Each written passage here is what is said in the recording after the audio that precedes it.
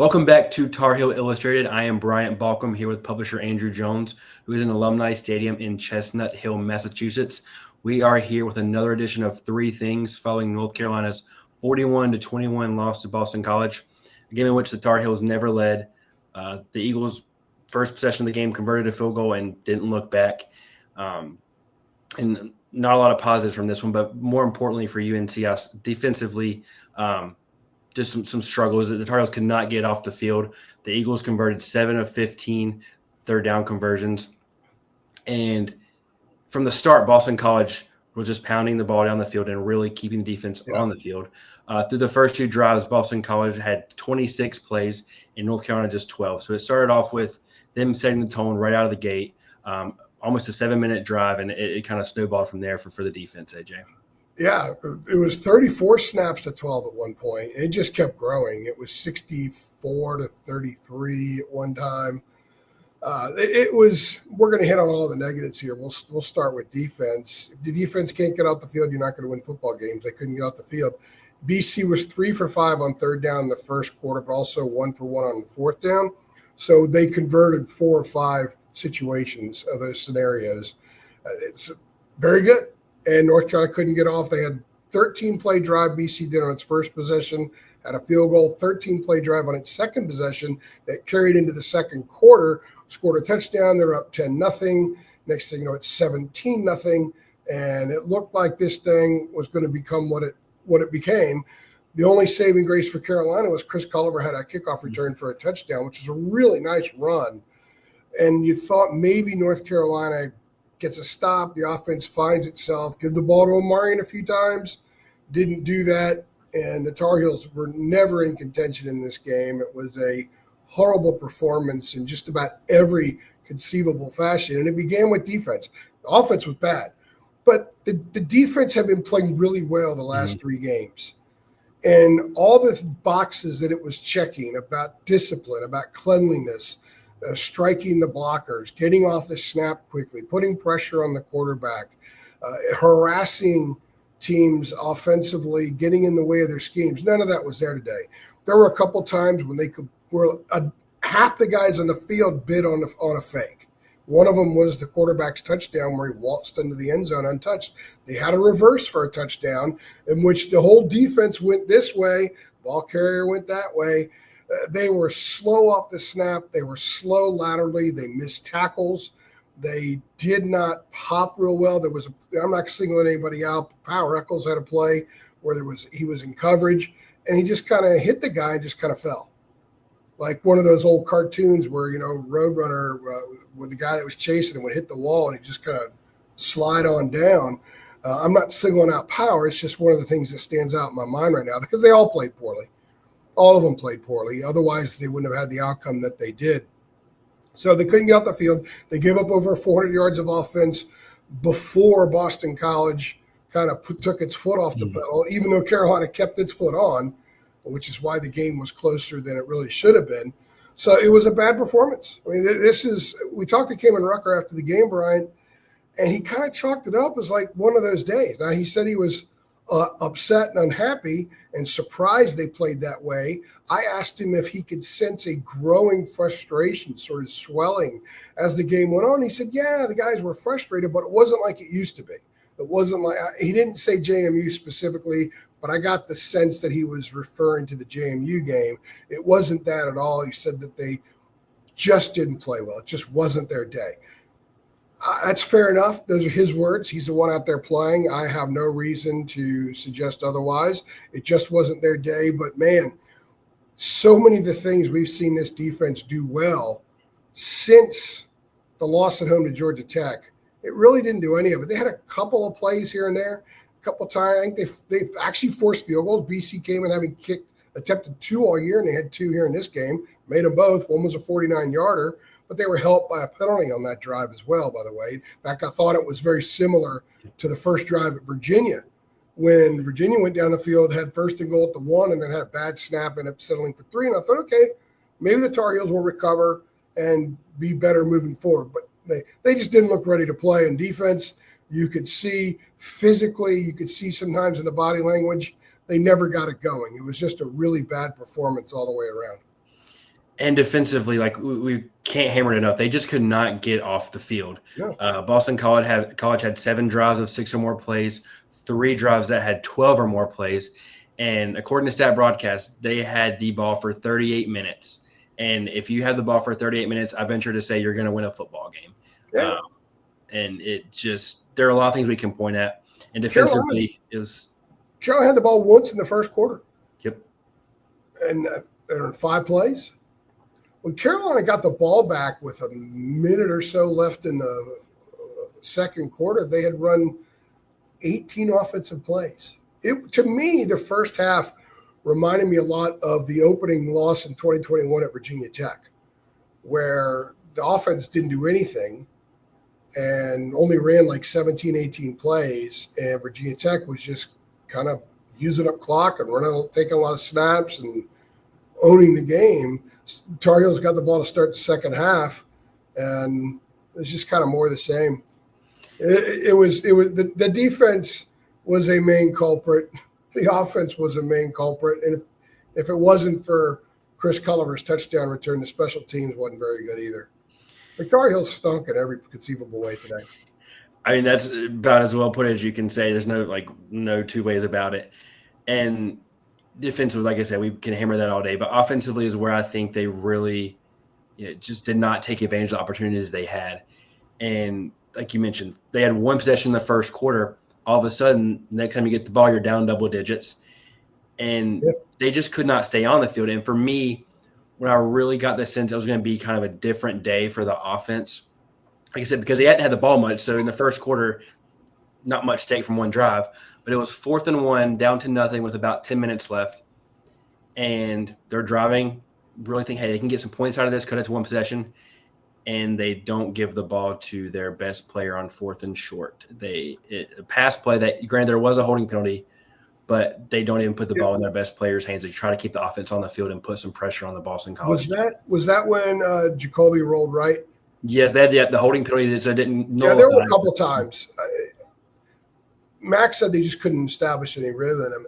And last week after the Wake Forest game, there were a couple of occasions which they had short yardage situations, one inside the 5-yard line. They didn't run it to Omarion. And Max said he yelled at Chip Lindsey, the offensive coordinator, run the day. He said, they have those hats, run the damn ball, give the ball to Omarion. So I asked Mac. In the end, you may say, well, that didn't have any effect on the game. I'm going to disagree with anyone who has that position because you give it to Omarion and you move the chains there, then you could start getting into that rhythm, that groove that you're not in yet. Because who are they? They are an Omarion Hampton run first team, Omarion Hampton run second team, and either a pass to a receiver, a tight end, or a swing to Omarion Hampton third team. They're an Omarion Hampton team. And for whatever reason, he didn't get enough touches. They didn't have a lot in the first half, but he had 8 at halftime. They weren't finding ways to get – in the first half, you don't have to worry about the score. Just get yourself going. There's plenty of time. And Omarion can spring these things for 35, 40, 50, 60, 70 yards. He can do that and get you back in a game. I just don't think they used him properly today. It looked like there was some I don't know. It looked like Chip Lindsey was trying to get too much too fast sometimes with some of the play calling. And when just being basic and being who you are would have been the right approach. I agree. There was plenty of time. And a couple of those occasions, there was a sack on one, there was an incomplete on another, penalties and all that kind of stuff. It happened 5 or 6 times. And then you come out, you had that one possession where they're stopped at their own 6, or I think it was a fumble. No, they stopped BC on 4th down. They took over at their own 6, and I'm thinking, just give them the ball, run the thing out of there, get something established. This team has had 90-yard drives. Get that thing established, and they come out throwing. And when Jacoby's as off as he was today, and he misses on 1st down, you put yourself in a hole where it's not super advantageous to run the ball on 2nd and 10. Because then if you only get 3 yards, it's 3rd and 7, and you're not going to run it on 3rd and 7. So they played in to BC's hands way too much with how they approached it today. And at the same time, the offensive line was bad, 7 sacks. It's 12 in the last 2 weeks. There was a couple drops. I was told we couldn't hear the PA guy in the press box. I was told that when Kobe Paysour was involved, that the PA guy was referring to him as Tylee Craft. So that sort of is an exclamation mark on how messed up it was. And I don't understand how they could have made that mistake. And if it didn't happen, I apologize. But the people I talked to were out there on the field and said so. I just think that there were so many things that went wrong in this game that you could tell midway through the first quarter. It's like, this has the look of something really ugly. And if you thought that, you weren't wrong, because it was as ugly as could be. By the way, Carolina, 0 for its first 10 on third downs. We were trying to screen. You were doing a lot of research during the game. I'm texting you. What were the things we were looking up? When was the last time they didn't score a touchdown, offensive touchdown in a game? Biggest margin of they scored single digits. They never scored single digits in MAC Part 2. Mm-mm. And the last time that they only had one offensive touchdown, or they scored in single digits, was in 2017 twice in Larry's next to last year. The last time they didn't even score a touchdown was the Hurricane game in 2016 against Virginia Tech. At one point, we're thinking they're not going to get a first down, because when they got the ball with 5:51 left in the game, they had not converted a first down. They had 103 yards of offense, no third downs. They converted, and they'd given up 7 sacks. And it was as miserable an offensive performance as you could ask for. And I think it goes back. The game was out of hand at that point. I mean, we all know the outcome was decided. BC put in its second and third team, and Carolina still had its starters out there except Omarion had Davion Goss. He scored 2 touchdowns. And the funny thing about that is, for me, the biggest issue was they just did not run the ball enough to really establish a balanced offensive attack or just to get some momentum. And I'm taking out sacks in this. College, where the negative rushing yards goes into quarterback sacks, but I'm talking about just running plays. UNC had 12 rushes in the first 55 minutes, and they had 6 in the final 5 minutes. Yeah, and they were just trying to get – Max said that they kept Criswell in the game because they were just trying to give him something to feel good about to leave here, because they got another game next week. They got a big game next week against NC State. So they had 103 yards of offense the first 54 minutes of the game, and 0 third down conversions and no offensive points. And in the last 5:51 of the game, they had 100 and – what did they end up with, 211 yards, 213 yards? I believe it was. So they had 110, 112 yards of offense, and they converted 3 third downs, and they scored 2 touchdowns. So all those numbers that we were researching, that you were researching, that I was going to leave, like this historically bad performance, they were able to gloss it over by those last 5 minutes of the game. But to me, the game, I chalked the game up to 5:51 because it was over, emphatically over at that point. That's who they were. It was the total yardage was 411 for BC, 103 for Carolina at that point. It was thorough domination in every aspect of the game. Kudos to BC. The Eagles did a phenomenal job of taking care of business. They came out to get their win, to get bowl eligible. They were ready to go. They had a decently played loss last week at a very good SMU team, and they came in confident, and they knew they could take it at Carolina. They were more physical. They out-schemed Carolina on both sides of the ball. They out-executed. They had more vitality. As I like to say about the spinach, they had cans of spinach. The Tar Heels just, ate grass when someone mowed the lawn. It wasn't really spinach. I mean, they had nothing. They had no juice today on either side of the ball. It was really an atrocious offensive performance, and I'm stunned that it was that bad. I'm stunned that it was that bad, and I'm stunned that the opportunities to try to get a groove going just seem like that was out of sync. Like, everybody's got a bad Chip Lindsey's a good offensive coordinator. To think about how they're a top 30 offense with all that's happened this year, that right there speaks well to Chip Lindsey. He's a good offensive coordinator. He's a good quarterback coach. But today was a bad day. It was a bad day for him. It was a bad day for everybody on that sideline.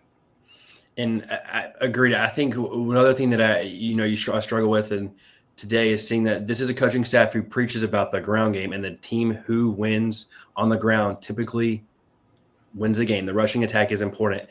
And Amari Hampton had 11 rushes, his lowest of the season. Charlotte, he also had 11, but that was a bit different considering he left the game at halftime.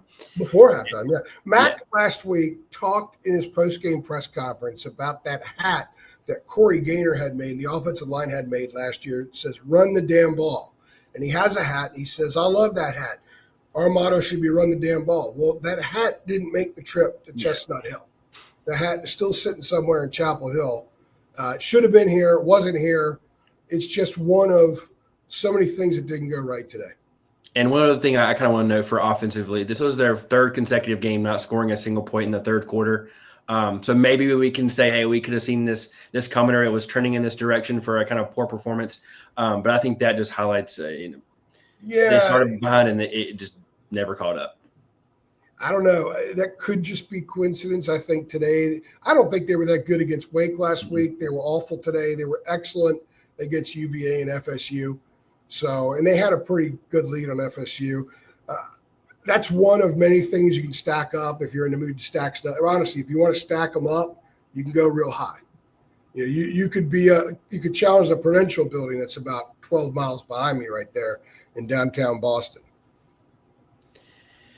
And it brings us to our third thing of what does this mean? And for me, I think it means UNC has a lot more questions than answers, because this team was hanging their hat after that four straight losses. Their whole goal was to finish strong. And, they wanted to win out. And, if they finish with one loss in that stretch in a close game, that's a little bit different. But finishing strong, they can win 2 in a row, but finishing strong this did not look like a team who was ready to finish strong and kind of turning in that direction to finish strong and kind of reverse that trend of the last 2 seasons. Well, I think you win next week and beat State, they go 7-5. That's finishing strong. Win a bowl game, you go 8-5. Give them where they were after that 68-yard run, and then finding out minutes later that Tylee passed. Give them where they were at that moment. Absolutely, they could still finish strong. Today was a significant detour from what they had been. This was a not ready to play type game. This was a no juice injection infused during the game. Again, everything that can be checked that's a negative was on display today. You take away Chris Culliver's kickoff return, and this was a horrific performance by the Tar Heels. And there's no other way to chalk it up. What does it mean? It means that they got a horrific performance, the second one of the year, behind them now. Mm-hmm. And as Caitlin Rucker sort of alluded to, look, hey, it's NC State week. This thing's not going to stick with them very long. It's a whole new ball game. They have a chance to win a 7th game. They have a chance to keep State from becoming bowl eligible. And I think that there'll be a pretty good atmosphere in the stadium. I think the team will be ready to play. They'll put this one behind them. I think that this is something the staff can pick at in December when they really want to pick at it and find out, okay, how on earth did all this go wrong at one time? Yeah, stuff happens, but everything doesn't go wrong at one time for every team in the country at least once a year. It doesn't happen, but it did today. And quite frankly, other than some of the vanilla scoring, I wouldn't say vanilla scoring, one of the empty calorie points they had against JMU, that's twice this year where everything's gone wrong, pretty much. So, and another thing, too, is they're 2-4 when they score non-offensive touchdowns. That's mind-boggling because that's supposed to give you a boost. It speaks to me of the growing pains of the team in the season with the stuff that's happened that's had this club kind of wobbling around a lot, and they just don't have much room for error on offense outside of Omarion. There's just not much room for error. If Jacoby's off, that means he was way off today. Mm-hmm. That interception, by the way, that pick 6, I asked him about it. I said, what did you see there? I said, or were you just trying to throw it away and you just missed? He said he was trying to throw it away and someone got his ankle at the last second and he didn't have that much oomph on it and it went right to him, which I could kind of see that when it happened. It was a horrible play, but I could see it when it happened, and it makes sense in his explanation. But that's an example. He went 2 months and 153 pass attempts between since throwing his last interception, and he threw 3 in 2 hours today. 1 was a pick 6. So, Murphy's Law, man, this is more than Murphy's Law, man. Is it another comedy of errors part 2 potentially? This was a sinkhole. They were standing on a football field, and where they were standing was a sinkhole, and they just went down. And that was like Bane in the Batman movie, and the Steelers at Heinz Field. That's all she wrote. So what it means it was a terrible performance. They have a chance to somewhat redeem themselves, but you cannot. It's hard to explain away being this bad at this stage of the season against a team that's not very good in a stadium in which there was zero buzz. And a team that was trending down. The weather was awful this morning. Everybody was tailgating underneath parking garages, and there wasn't a whole lot of people. So this was a game that Carolina could have come in, established their own energy, and just take care of business. They didn't do it. Instead, they were here last time in a COVID game, and they had a lot more energy for the COVID game that night. And when Trey Morrison intercepted the attempted two-point conversion and ran it back, they had a ton more. There was one person in the stadium that wasn't in the media or on the teams, and there was a cop in one of the end zones who kept moving around. And he was sitting among the cardboard cutouts for a while. The stadium didn't have a whole lot more buzz today. The loudest cheer outside of a couple of touchdowns was when they recognized the Doug Flutie team when he had the pass to Gerard Phelan, the famous pass to beat Miami, and that club won the Cotton Bowl that year. They got honored. There were about 25 members of that team that were here. Other than touchdowns, that was the loudest ovation of the day. And Carolina couldn't capitalize on that. So it was just an awful performance all the way around. That's what it means. And they need to take a very, very long shower. They need to take one of their showers. What was that movie? Oh, God. Well, I'm not a movie guy, that's for sure. No, I know. It was – I can't remember. Kramer on Seinfeld referenced it one time where they sprayed you because they thought you had some nuclear radioactive crap on you.